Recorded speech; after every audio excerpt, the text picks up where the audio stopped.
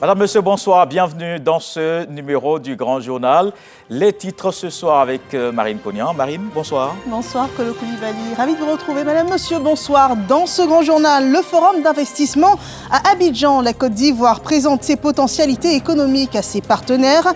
L'agriculture, santé, éducation, énergie, mines, les piliers de la stratégie économique du président Alassane Ouattara, articulés autour d'une vision ambitieuse, d'un plan national de développement structuré et d'une volonté affirmée de bâtir des partenariats gagnant-gagnant. L'exposé complet dans ce journal. Les grandes rencontres du Conseil économique, social, environnemental et culturel, une nouvelle tribune d'information ouverte et avec elle une conférence sur l'importance de l'enseignement technique et de la formation professionnelle, un outil essentiel pour offrir une deuxième chance aux jeunes et faciliter leur intégration dans le monde du travail. Développement dans cette édition. Et puis la guerre commerciale, on en parle ce soir. Nouvelle guerre aux frontières invisibles, sentir mais aux conséquences économiques importantes. Elle fragilise les marchés boursiers, fait planer la menace d'une récession mondiale et réactive les tensions entre grandes puissances économiques. Quel impact pour la Côte d'Ivoire, ses partenaires et son économie? Ce soir, Karius Youssouf, économiste, répond à nos questions. Et c'est ce vendredi, la journée internationale de la lutte contre le paludisme. Nous revenons dans cette édition sur l'engagement de la Côte d'Ivoire dans la prévention du virus et la prise en charge des malades. Le pays a réussi à faire chuter le taux de décès de 60%. Présidé par le Premier ministre Robert Begley-Mambé, le Forum des opportunités d'investissement et de partenariat s'est ouvert ce jeudi à Abidjan.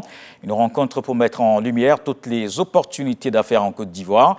L'occasion pour les autorités d'exposer les secteurs clés du développement économique. Marie-Chantal Akandan. Le Forum des opportunités d'investissement et de partenariat s'est tenu ce jeudi 24 avril à Abidjan. Pour Maître Sylvain Rakoyo, cette rencontre est une plateforme stratégique de dialogue et de coopération entre acteurs économiques en vue de bâtir une prospérité partagée. Dans un monde en constante évolution, la collaboration internationale est plus que jamais indispensable. Ce forum se veut donc un espace pour favoriser des dialogues fructueux, pour identifier des synergies et pour ouvrir des voies à des partenariats stratégiques.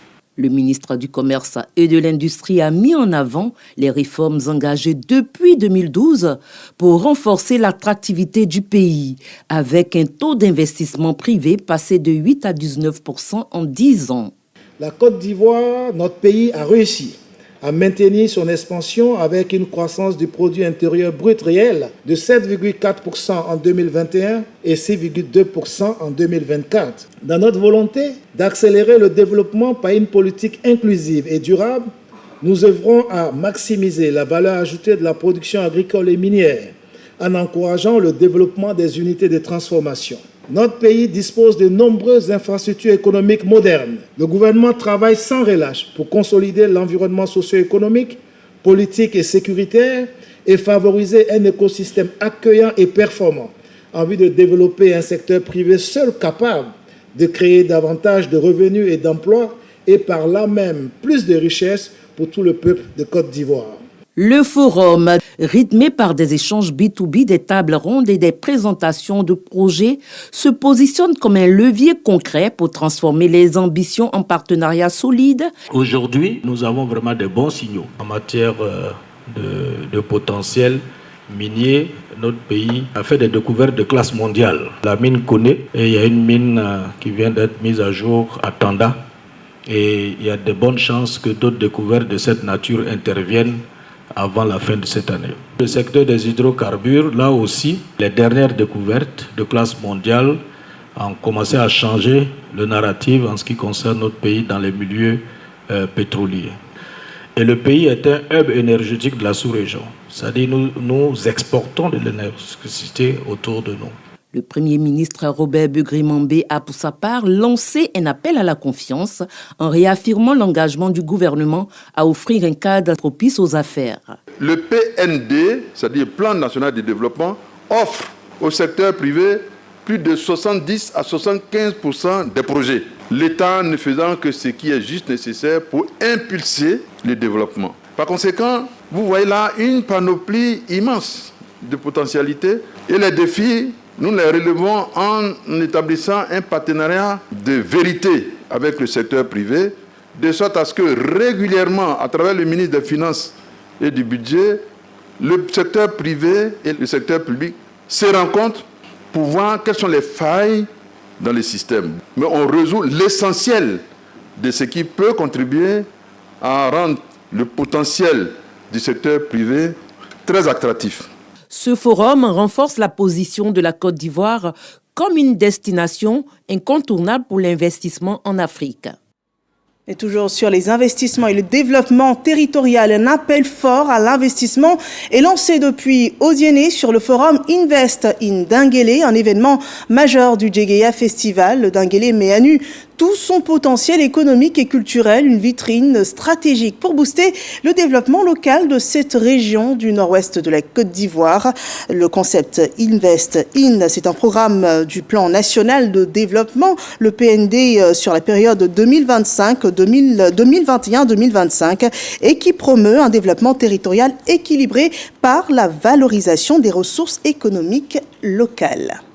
Et pour ce développement économique, la main-d'œuvre adaptée est aussi un chantier du gouvernement. Des réformes sont en cours pour la formation professionnelle à travers l'école de la deuxième chance et l'Académie des talents. Le ministre de l'enseignement technique en a parlé à une conférence. C'était à l'occasion de l'ouverture de la première session ordinaire du Conseil économique, social, environnemental et culturel. Didier Nguessa. Tribune ouverte à la réflexion pluridisciplinaire et à l'intelligence collective, cette rencontre est relative à la mission du CESEC, celle de s'enrichir de l'expertise de personnalités de haut niveau afin d'identifier des pistes concrètes de solutions comme contribution pertinente à la décision politique. L'échec d'un parcours scolaire traditionnel ne doit jamais être considéré comme une fatalité. Au contraire, il doit être vu comme un point d'inflexion possible, à condition que la société sache offrir les bons outils. Nous pensons que l'école de la deuxième chance incarne cette volonté de réparer, de reconstruire et de repartir sur de nouvelles bases. Le Conseil économique, social, environnemental et culturel voit un levier fondamental pour répondre à l'urgence sociale, mais aussi pour préparer l'avenir de manière responsable et humaine. En présence des conseillers économiques et sociaux, le ministre Nguessan Kofi a mis en exergue les enjeux et défis de la formation professionnelle et les perspectives. On a formé des jeunes dans les métiers du TIC. Ils sont aujourd'hui en activité. Et donc, il y a un certain nombre de projets comme ça que nous sommes en train de mettre en place. Et les jeunes doivent avoir confiance dans le leadership du président de la République. Et la vision du président de la République, c'est de faire en sorte que tous ces jeunes soient formés au métier, qu'ils aient une insertion décente et durable. En plaçant l'enseignement technique et la formation professionnelle au cœur de ses priorités, le Conseil entend jouer pleinement son rôle de force de proposition pour un développement socio-économique inclusif et porteur d'opportunités pour tous.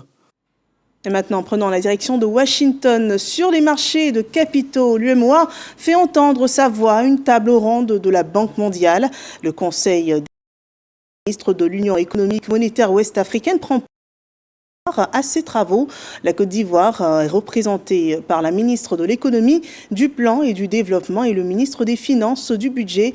Ils intensifient ensemble les concertations bilatérales et multilatérales afin de consolider les partenariats financiers et valoriser les performances économiques, macroéconomiques de la Côte d'Ivoire. Le compte-rendu de Serge Coléa. L'autorité des marchés financiers de l'UEMOA, la Banque centrale des États de l'Afrique de l'Ouest, la SFI, la Société financière internationale, la Banque mondiale et le Conseil des ministres de l'UEMOA, l'Union économique et monétaire ouest-africaine, autour d'une table dédiée au développement des marchés de capitaux au sein de l'Union. Organisé dans le cadre du programme conjoint de développement des marchés de capitaux GCAP, ce cadre d'échange offre des pistes de solutions. Cette deuxième phase du GCAP revêt une importance capitale. Elle doit nous permettre de changer d'échelle, de franchir un palier qualitatif et surtout de connecter davantage le marché financier aux besoins réels des acteurs économiques, en particulier ceux du secteur privé et des segments sous-financés de nos économies. Des progrès notables ont été enregistrés. Cependant, le marché des capitaux reste encore étroit, peu accessible aux PME est encore fortement dominé par les banques à 90%. Face à la montée des besoins en financement, les 8 États membres entendent s'appuyer sur des mécanismes diversifiés de mobilisation de ressources. Notre ambition est de faire du marché des capitaux de l'UEMOA un espace financier intégré, résilient, attractif et innovant, capable de rivaliser avec les meilleures places africaines, voire mondiales, tout en répondant aux spécificités de notre environnement économique et social. Il faut attirer de nouveaux acteurs tels que les institutions de prévoyance sociale, les fonds de pension et les assureurs. La Banque mondiale s'engage à accompagner l'UEMOA dans sa politique d'approfondissement du marché des capitaux. Et Marine, voici maintenant les grands formats. Les États-Unis donnent une nouvelle orientation à leurs relations commerciales avec le reste du monde. Oui, c'est une guerre économique qui se profile sur les marchés des capitaux, une guerre sans bruit, mais aux impacts importants pour l'économie et le commerce international. Une décision choc du président américain Donald Trump dans le but de rééquilibrer la balance commerciale américaine jugée trop déficitaire. Il entend revoir drastiquement les droits de douane appliqués aux produits importés aux États-Unis. Une mesure unilatérale qui inquiète, fragilise nos marchés boursiers, mais aussi partout dans le monde, fait planer une menace d'une récession mondiale et pas besoin de plus pour réactiver des tensions entre les grandes puissances économiques. Ce soir, nous interrogeons sur le cas de la Côte d'Ivoire. Quel impact pour ses partenaires et aussi pour son économie, suivant l'exposé des faits par Mahama Traoré et Adam Sangaré. À la tête d'une coopérative d'exportation de fèves de cacao, Daouda vit une campagne de commercialisation souhaitée. De 1 800 francs CFA lors de la campagne principale, le kilogramme de cacao est passé à 2 200 francs CFA pour cette campagne intermédiaire. Une hausse, conséquence de l'envolée des cours de l'or brun sur le marché mondial et de la forte demande des pays consommateurs. Pourtant, l'un d'eux fait planer un vent d'incertitude sur ce contexte favorable. Depuis le 5 avril dernier, l'entrée du cacao ivoirien sur le marché américain est désormais soumise à une imposition de 10% de droits de douane contre 0% par le passé, une décision prise de manière unilatérale par l'administration du président Donald Trump et qui concerne tous les pays qui exportent des produits vers les États-Unis. But we will charge them approximately half of what they are and have been charging us. So the tariffs will be not a full reciprocal. I could have done that, yes, but it would have been tough for a lot of countries who didn't want to do that. L'objectif de Donald Trump est de faire jeu égal avec ses partenaires commerciaux, question selon lui de redonner un nouveau souffle à l'industrie américaine. Loin de Washington depuis Abidjan, Daouda ne s'attendait pas à un tel scénario en cette saison florissante. Nous exportons majoritairement sur l'Europe et une autre partie sur les États-Unis. Nous sommes déjà inquiets à ce niveau. Effectivement, ça va impacter nos opérations d'exportation. Daouda a bien de raisons de s'inquiéter.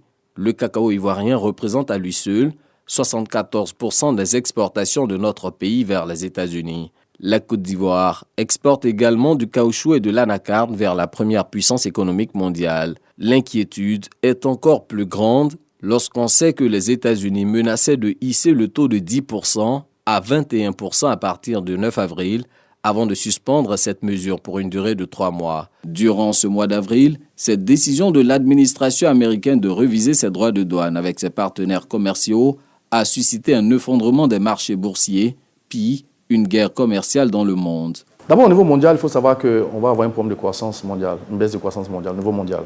Au niveau africain, c'est 0,08% à 0,21% de perte de croissance en Afrique. En Côte d'Ivoire, si on prend notre commerce bilatéral avec les États-Unis, on perdra entre 10 et 31% en termes de valeur au niveau des exportations pour la Côte d'Ivoire. Mais la bonne nouvelle, c'est que vu que certains pays achètent des produits avec nous, le transforment chez eux et vendent aux États-Unis, le contexte mondial et les changements de posture feront qu'il va y avoir une opportunité d'une augmentation des exportations ivoiriennes aux États-Unis, autour de 1,2% jusqu'à 2%. Les exportations ivoiriennes vers les États-Unis sont chiffrées à 560 milliards de francs CFA avec une balance commerciale excédentaire. Si le pays de l'oncle Sam se classe comme 5e fournisseur et 4e client de la Côte d'Ivoire, Pour l'heure, la partie ivoirienne n'envisage pas d'appliquer une mesure de réciprocité à l'égard des États-Unis, comme l'ont fait bon nombre de pays. D'autres pistes sont privilégiées. La Côte d'Ivoire est un pays de fraternité, vous savez, on est un pays du dialogue. Nous avons nos méthodes pour pouvoir régler ce type de problème. On a un leadership et un management qui sait comment adresser ce type de questions. Nous les adressons avec le dialogue. Nous avons déjà commencé et au terme de ces négociations, notre secteur privé trouvera son compte. Cette situation intervient à quelques mois de l'expiration de la loi sur l'AGOA, African Growth and Opportunity Act, loi promulguée par les États-Unis en 2000 et consistant à abolir les droits d'importation aux États-Unis sur des milliers de produits fabriqués dans les pays d'Afrique subsaharienne.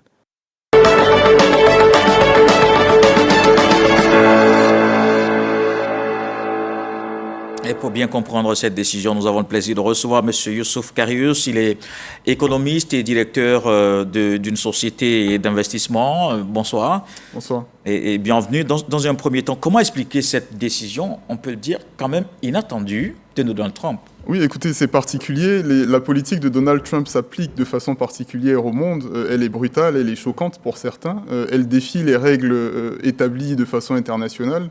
Et ça fait partie... En fait, Donald Trump fait le constat depuis déjà son premier mandat que l'hégémonie américaine, si vous voulez, en matière économique s'étiole au fil du temps. Au profit de la Chine notamment, qui est devenue une usine pour le monde. On l'a vu lors de 2020, pendant la période Covid. Le monde entier essayait d'avoir de la matière, des biens auprès des quais d'exportation chinois. Et donc Donald Trump essaie de réindustrialiser son pays. C'est une politique qu'il essaie de soutenir à travers des droits de douane qui peuvent être choquants pour certains et qui permettront peut-être de réindustrialiser les États-Unis. Et vous ne pensez pas que c'est une ruse pour mettre davantage les nations au pied des États-Unis ? Alors, c'est une technique de négociation aussi, parce qu'effectivement, Donald Trump annonce des mesures extrêmement drastiques, parfois les applique partiellement, et puis ensuite se met à la table des négociations. Ça pousse aussi les États à venir à la table de négociation avec les Américains. Et donc, naturellement, les États-Unis tout de suite voient avec quel pays est-ce qu'ils ont une force de négociation considérable, et puis derrière appliquent des mesures qui leur sont avantageuses à eux d'abord. Effectivement, c'est une politique qui met, je pense, en exergue la volonté du gouvernement américain aujourd'hui de se reconcentrer sur son marché intérieur. Et depuis lors, on constate aussi que le ton s'est durci de l'autre côté en Chine, les deux grands du commerce mondial. Qu'est-ce qui est en jeu finalement au juste aujourd'hui ? Écoutez, l'économie mondiale a complètement changé. Depuis, on va dire, les 20 dernières années, la Chine est devenue l'usine du monde, je disais tout à l'heure, et ça, c'est indéniable. De la même manière que la Côte d'Ivoire, comme les États occidentaux, ont besoin de la Chine comme étant une usine pour leur propre économie, je pense que les États-Unis constatent aujourd'hui qu'elles sont dans la même situation. Elles ont besoin de la Chine. Et c'est un process qu'aujourd'hui Donald Trump veut inverser. Ça va être très difficile. Les mesures qui sont prises sur les droits de douane aujourd'hui, les barrières douanières, vont avoir un impact à court terme pour les États-Unis qui vont être un impact surtout inflationniste. Donc ça va être difficile pour les Américains dans un premier temps. Est-ce qu'à long terme, ça va permettre de réellement réindustrialiser les États-Unis ? C'est une question qu'il faut se poser. Et on vous la pose directement. Est-ce que vous pensez que ça va le faire ? Écoutez, il y a plusieurs paramètres qui jouent. Aujourd'hui, on le voit sur les marchés, pour ceux qui s'intéressent à l'envolée du dollar, au cours du dollar, le dollar a complètement chuté ces dernières semaines. Les taux d'intérêt pour les Américains se sont accrus aussi, ce qui a d'ailleurs permis à Donald Trump, à inciter, je pense, le gouvernement de Donald Trump à mettre un peu d'eau dans son vin et à revenir sur certaines mesures, à essayer de renégocier un petit peu les termes et calmer un petit peu les tensions. Aujourd'hui, je ne pense pas que les États-Unis soient en situation de force vis-à-vis de la Chine. Les épargnants chinois détiennent une très grande partie de la dette américaine, donc de papier financier américain, qu'ils peuvent tout à fait revendre si justement ils manquent de confiance aux décisions de Donald Trump. S'ils revendent tout de suite les papiers américains qu'ils ont en leur possession, ça peut avoir un impact très important sur l'économie américaine aussi. Donc c'est un jeu de pouvoir en réalité, c'est un jeu de pouvoir. Qui va gagner ce jeu de pouvoir ? Je ne pense pas que ça à mon avis, on n'ira pas au bras de fer tout au long. À un moment donné, il va falloir s'asseoir et négocier. Les Chinois savent très bien qu'ils ont de gros avantages aussi sur l'économie américaine. L'économie américaine peut se réindustrialiser, mais même si elle accueille encore des usines aux États-Unis, sur les mêmes chaînes de valeur, il y a des intrants chinois qui rentrent en ligne de compte. Donc les États-Unis ne peuvent pas complètement se fermer de la Chine. Un jeu de pouvoir, mais qu'en est-il de nous? Est-ce qu'on part perdant déjà? Non, je pense que la bonne position pour moi, pour ceux qui ne sont pas directement liés à cette guerre de pouvoir, c'est d'avoir une position d'arbitrage et puis de négocier avec les deux parties. Pour ce qui est des intérêts de la Côte d'Ivoire, par exemple, c'est de négocier avec les Américains pour ce qu'on fait sur le cacao, notamment, parce que c'est une des principales valeurs qu'on échange avec les États-Unis.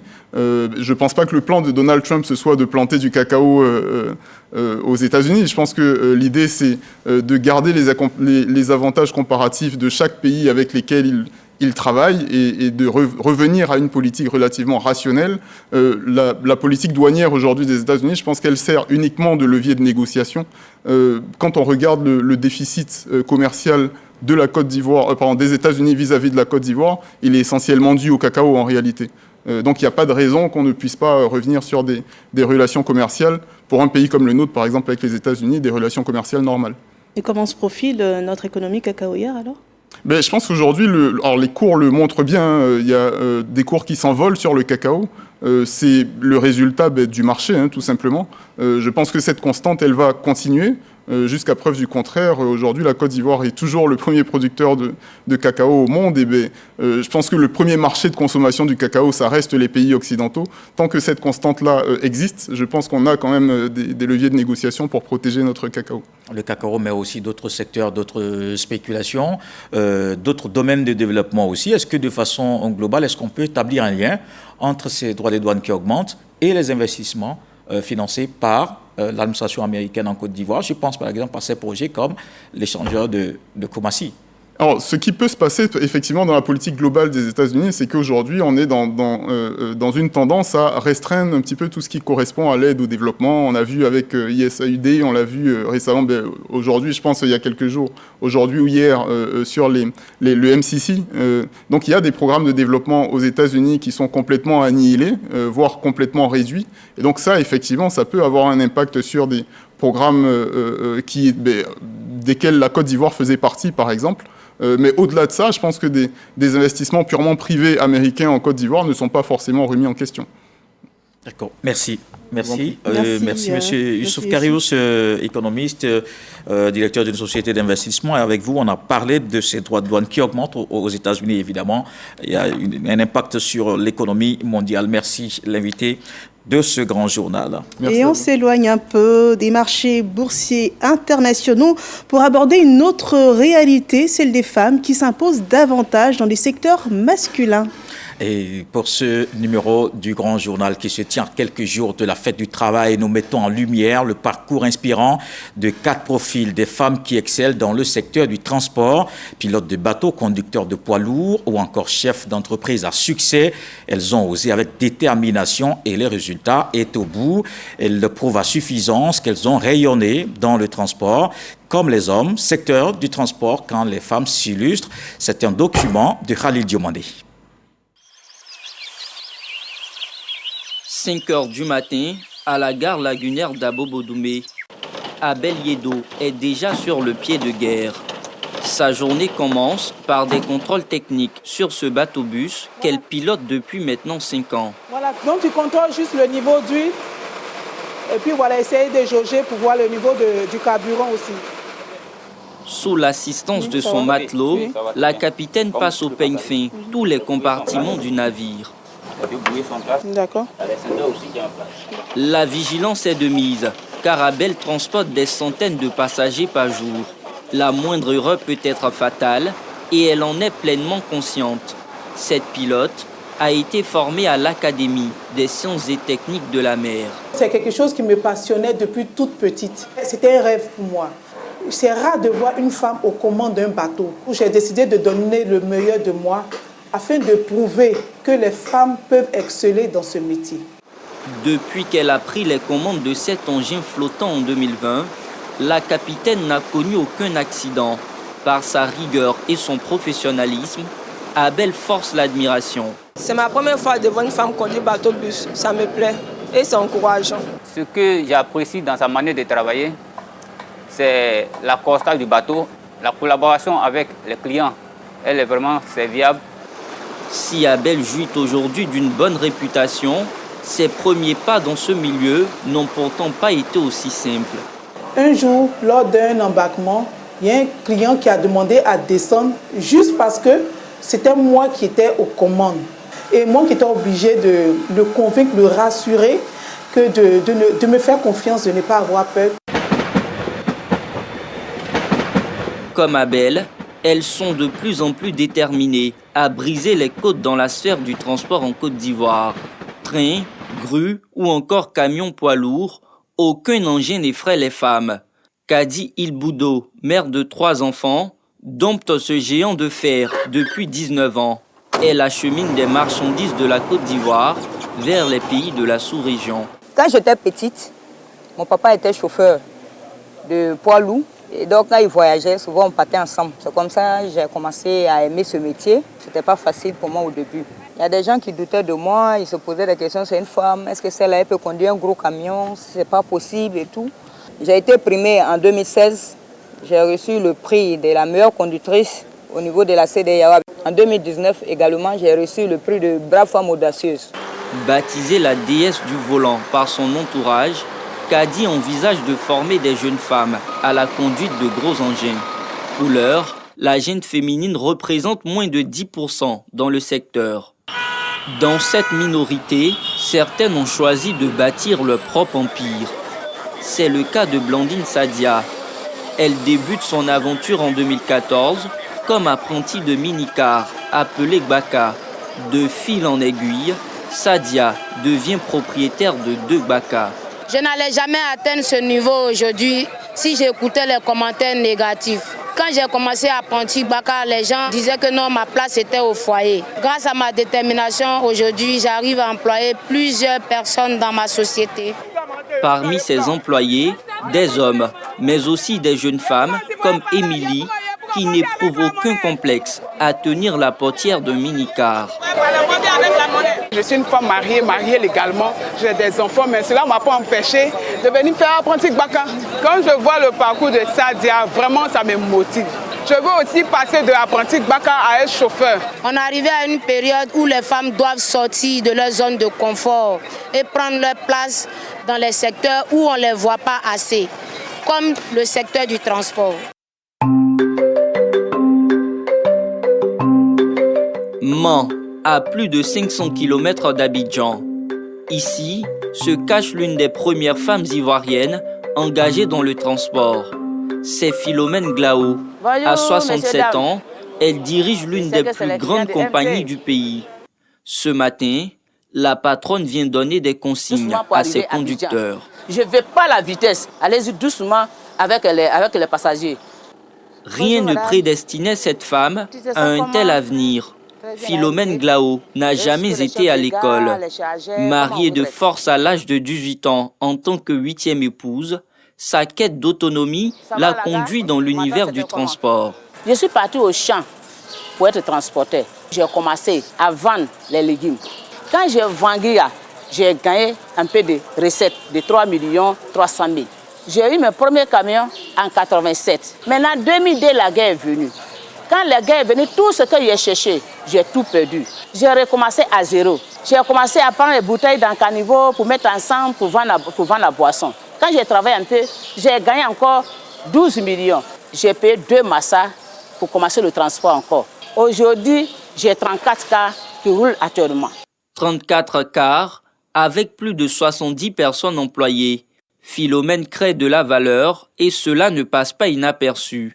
Elle a reçu une vingtaine de distinctions, dont 2 prix nationaux d'excellence en 2016 et 2022. Je dis toujours à mes travailleurs, si le président de la République t'a honoré, c'est pour te dire qu'il faut aller plus loin. Aujourd'hui, le transport m'a apporté beaucoup de choses. J'ai gagné beaucoup de terres.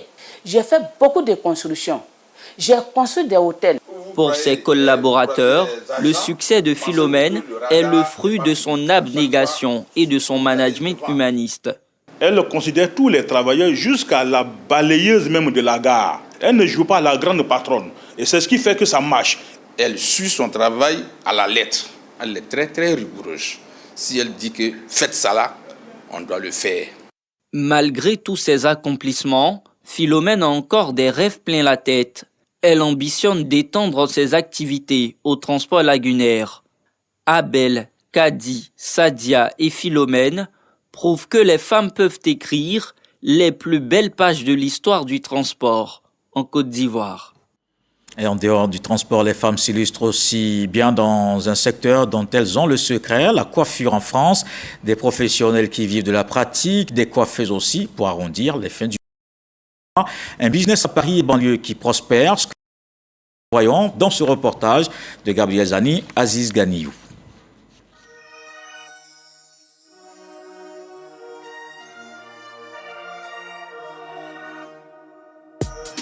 À Saint-Plon, dans le 18e arrondissement de Paris, à la sortie du métro 4, impossible de les rater, ces rabatteurs qui appellent les passants pour les attirer dans les salons de coiffure africains.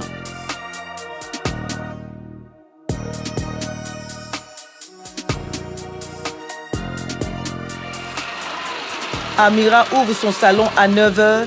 Entre ses enfants, le salon à faire tourner et les directs sur les réseaux sociaux, une grosse journée l'attend. Tapoter, partager le live. Les perruques à partir de 99 €, il y a plusieurs couleurs de disponibles. J'ai celle-là. Amira est titulaire d'une licence en gestion marketing. Sa motivation, se démarquer afin de déconstruire les stéréotypes sur les salons africains. Pour moi, une coiffeuse, c'est le médecin même du cheveu. Une coiffeuse, c'est une personne qui va être là, qui embellit la femme. Elle a plaqué une carrière de commerciale pour embrasser une autre, celle de coiffeuse, avec à la clé la création d'un institut de beauté pour les Africaines. Dans 5 ans, je veux être à même d'ouvrir une école de coiffure afro. Il n'y en a pas encore en France, parce que la coiffure afro n'est pas réglementée, n'est pas connue. Donc ce sera l'une de mes batailles. Je vais ouvrir un nouvel espace bientôt. Le but de cet espace-là, c'est d'avoir une maison de beauté. C'est de sorte à ce que quand une cliente rentre dans ma maison de beauté, qu'elle vient, on la prend en charge du début jusqu'à la tête. J'arrive pour mon soin capillaire, il n'y a pas de souci, Chalou, viens, nous sommes là. Pour elle, ainsi que pour bien d'autres coiffeuses, les réseaux sociaux permettent une publicité très efficace pour aider et fidéliser les clientes. Dans l'univers de la toile, fourmillent des centaines de tresseuses. Aujourd'hui, nombreuses sont celles qui sont installées à domicile. À Évry-Coucouronne, dans le département de l'Essonne, à plus de 50 km de Saint-Plon, nous retrouvons Bamba Kadidiata, étudiante en Master 2 en audit et finance d'entreprise, tresseuse à domicile à ses temps libres en quête d'un complément de revenus. Plusieurs raisons justifient l'ampleur du phénomène de tresseuse à domicile, selon cette cliente qui désire rester dans l'anonymat. Bonjour. Bonjour. Bienvenue. Merci. Vous allez bien? Oui, ça va bien et vous? Ça va, super. Je suis maman d'un petit bébé et c'est un peu compliqué pour moi, c'est-à-dire d'allier le boulot, la coiffure et les courses. Donc par exemple, des fois je la contacte et elle vient à mon domicile pour me coiffer. Ça c'est le premier avantage. Le deuxième avantage pour moi, c'est par rapport à la petite, quand je viens avec elle, je peux la poser, parce que là, elle est chez elle à la maison, ça rappelle le cadre convivial pour la petite, elle se retrouve. C'est en 2022 que Kadidiata a commencé à coiffer ses amies étudiantes à petit prix. C'est vraiment des petits prix, vu que nous sommes étudiantes et je sais qu'on a des difficultés à payer pour les coiffures trop chères, donc c'est avantageux pour elle et aussi pour moi. Parfois aussi, je me déplace pour des clientes et elles paient pour le transport. En plus des prix abordables, Kadidiata offre un service d'entretien des cheveux naturels. Pour ce faire, elle s'attache déjà les services de Amira, une professionnelle reconnue dans le milieu. Oui, allô, bonjour Amira. Je t'ai envoyé des photos pour... À l'avenir, elle souhaite développer son entreprise de salon de coiffure afro avec une vraie expertise. J'ai un peu étudié comment créer une entreprise et tout. Donc, je voudrais allier ma passion et ce que j'ai appris à l'école pour créer ce que je voudrais pour plus tard. Le cheveu en 4, tu vas prendre 4 petites pinces. Amira et Kadidiata développent des relations de mentorat. Le manque d'expertise dans le traitement des cheveux crépus, longtemps décrié dans le milieu des coiffeuses africaines, est un véritable défi pour ces deux coiffeuses. Les clientes rencontrées chez Amira sont entre satisfaction et admiration. On me l'a conseillé, surtout pour mes cheveux qui étaient cassés devant. Je sais qu'elle propose des soins Donc je suis venue la première fois, j'ai fait un tissage ouvert. Et là, je reviens une deuxième fois pour refaire un tissage. J'ai connu Amira Paris sur Instagram en 2022. Et c'était exactement pour cette coiffure, des butterfly locks. Et j'ai l'habitude de venir depuis 2022 pour me sublimer au salon. Avec l'avènement des réseaux sociaux, tresseuses tiktokeuses ou instagrammeuses, installées à domicile, coiffeuses contractuelles ou propriétaires de salon, le métier s'est pour ainsi dire éclaté, décentralisé.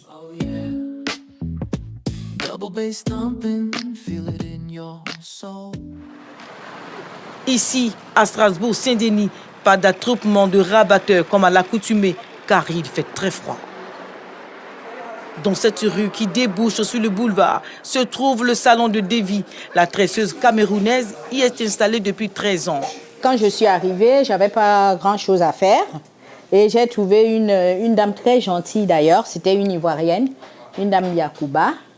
C'est elle qui m'a formée. Elle est nostalgique du temps où les salons de coiffure étaient pleins à craquer. Une personne qui a été formée pour être coiffeuse et qui a fait vraiment le métier de coiffeuse et celle qui coiffe, parce que moi je les appelle les coiffeuses d'Instagram. Bon, beaucoup se sont transformés en coiffeuses juste pour joindre les deux bouts. Mais moi, ça fait plus de 20 ans, donc j'ai une clientèle ancienne, quoi. Donc je coiffe les enfants de ma première vague de clients. Avec l'avènement des réseaux sociaux, les choses ont bien changé. Ça dépend, hein. Il y a des jours où on peut faire 5-6 clientes et il y a des jours où il n'y a pas grand monde, ça dépend. Vous savez, la coiffure, c'est un peu chuté, ce n'est plus... il n'y a plus beaucoup de clientèle comme avant. Cette tresseuse tiktokeuse rafle toutes les clientes qui sont de plus en plus à la recherche de coiffure tendance. Mais pour Devi, une bonne coiffeuse prend le temps d'écouter, de faire attention à la forme du visage pour produire un bon résultat. Ah, t'es contente, Shannon? Ok, tu es satisfaite? Ouais. Le business est rentable, mais prenant. Si ton mari ne connaît pas le métier, n'est pas du métier, ou bien il n'a jamais fait ça, c'est pas facile à supporter. Parce que la femme est souvent partie très tôt, rentrée un peu tard. Il faut que tout le monde y participe, quoi. Entre rentabilité, vie de famille et développement du salon, il ne reste plus que l'amour de la coiffure. Parce que le business capillaire ne se pratique plus seulement dans les salons de Château d'Eau ou à Saint-Denis-Strasbourg. Il se fait partout, pourvu qu'il y ait un toit, des mains expertes, sans rabatteurs, qui se partagent trottoir et sorties de métro. Et revenons à l'actualité en Côte d'Ivoire avec cet acte de compassion après le drame de Tia à Dabou où sont morts par noyade 12 enfants lundi 21 avril dernier sur les 16 personnes que contenait une embarcation motorisée qui a chaviré.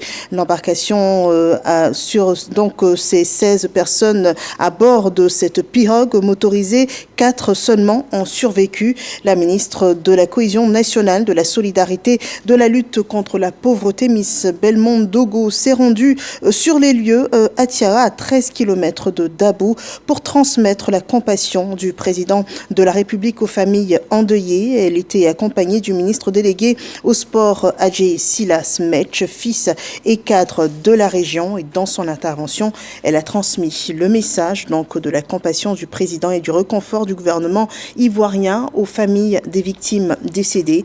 Le gouvernement, qui on le rappelle, prend en charge les frais des obsèques des victimes. Un appui également en vivres aux familles a été apporté. Les obsèques de ces enfants, des enfants décédés, sont prévues se tenir demain, samedi 26 avril 2025.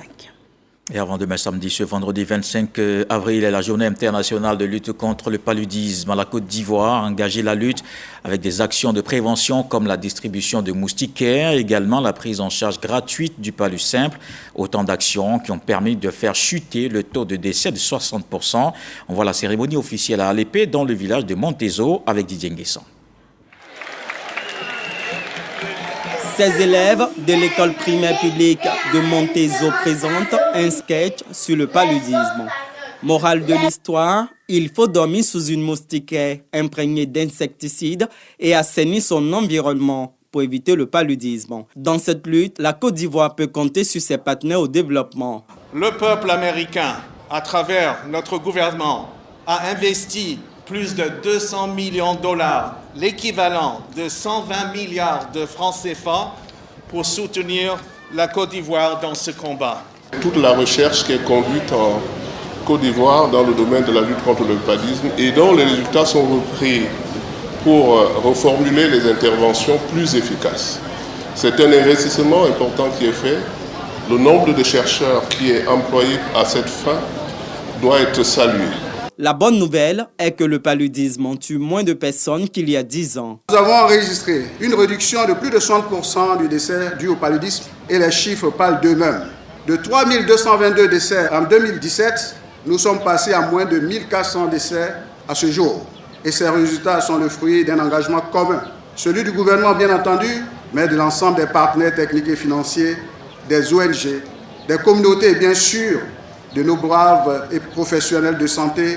Le ministre de la Santé, Pierre Demba, a remis 5 fourgonnettes à autant de départements sanitaires pour le transport des produits médicaux et du matériel de salubrité à la mairie d'Alépé.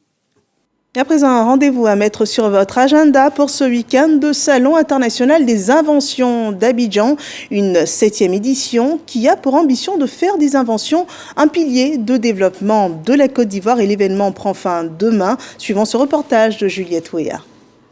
Une centaine d'inventeurs ivoiriens et ouest-africains réunis pour faire connaître leurs inventions et démontrer leurs talents. L'occasion, c'est la 7e édition du Salon international des inventions d'Abidjan. Ils sont dans l'agroalimentaire, les sports cérébraux ou la médecine par les plantes. Tous ensemble demandent davantage de soutien pour leurs activités. Ma base, c'est le cacao.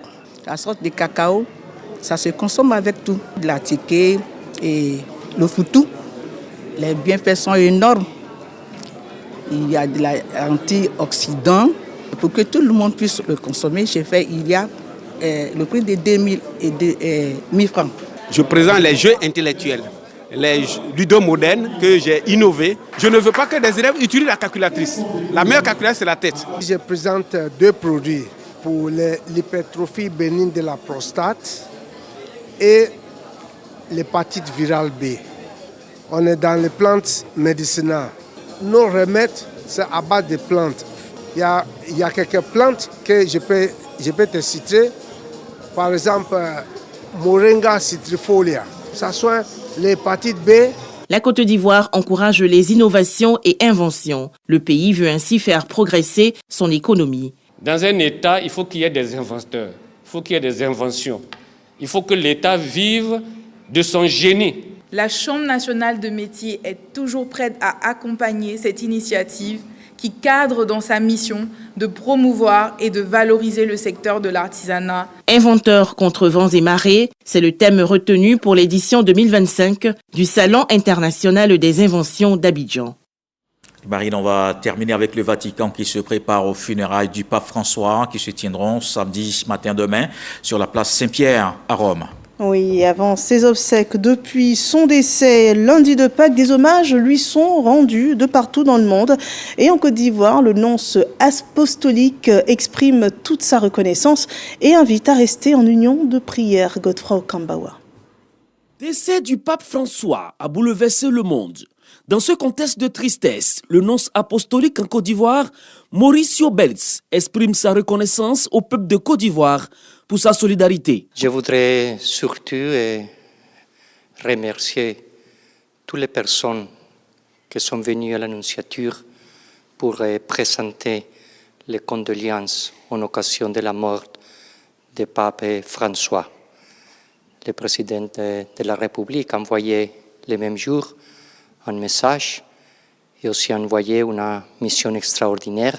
Et alors c'est le monde entier qui en ce moment est triste pour que le Saint-Père a quitté ce monde. Le nonce apostolique appelle également le peuple de Dieu à une messe d'hommage au défunt pape. Avec tous les évêques de la Côte d'Ivoire, aussi les 2 cardinaux, invitent à la messe qui sera célébrée mercredi prochain, 30 avril, à 18h, à la cathédrale de Saint-Paul ici à Abidjan.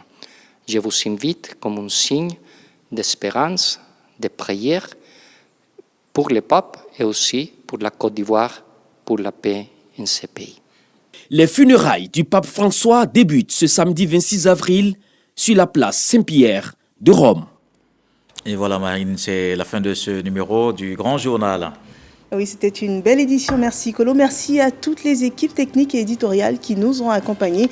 Merci à vous de nous avoir suivis. Le prochain rendez-vous du Grand Journal, c'est le 30 mai prochain. Oui, le 30 mai, il faut rappeler qu'à 23h, Ahmed Silioué vous donne rendez-vous pour l'actualité. Moi, je vous retrouve demain à 20h.